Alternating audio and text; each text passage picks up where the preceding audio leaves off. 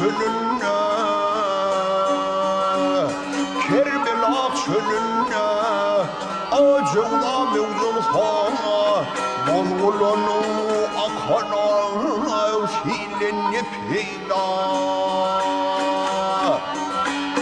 Bilbil kapas içre, o tenhada dursa, bağlarda açılvana, gülünü peyda. Kulun keyif bulka, ruhuna mal bulsa, bahadırlar müfeveşan, gülüzünar bulsa.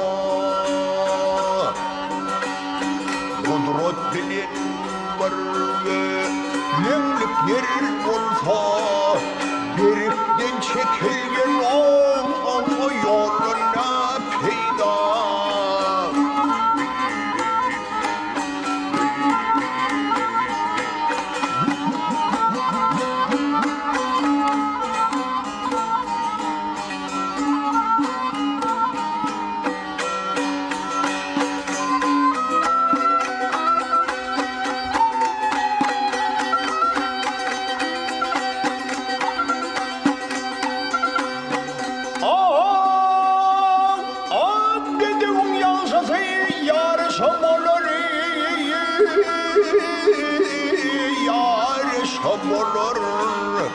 Toylarda çaplarım bayrağın alar.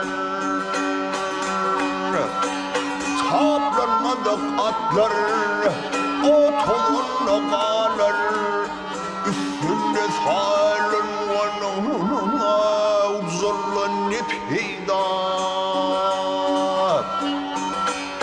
Fakir miskin bilen bir yana gitsin, yadından çıkarmadım yaşlılık etsin.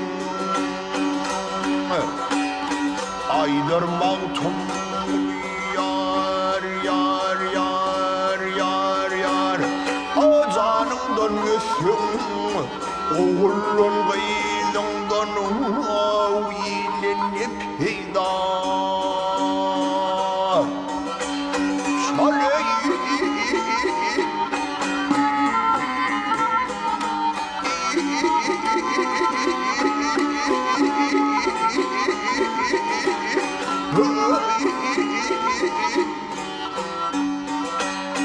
Aydır mağtumuli,